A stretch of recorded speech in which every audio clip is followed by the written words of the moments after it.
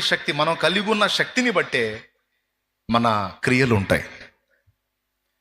మనం కొద్ది శక్తిని పొందుకొని ఎక్కువ క్రియలు చేయడానికి ఆశపడితే కుదరదు అంటుంది వాక్యం.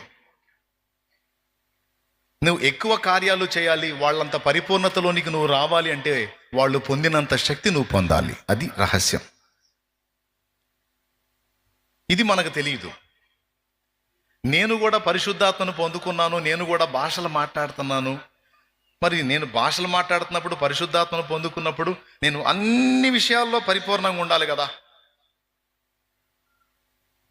మళ్ళీ ఎందుకు ఒక్కోసారి శరీర సంబంధంగా ప్రవర్తిస్తున్నాను? ఏంది శరీర సంబంధంగా క్షమించలేకపోతున్నాను, కోప్పడుతున్నాను, కొన్నిసార్లు పరుష పదజాలం వాడుతున్నాను, చేయెత్తి కొడుతున్నాను, కొన్నిసార్లు టెంప్టేషన్స్కి ఎఫెక్ట్ అవుతున్నాను.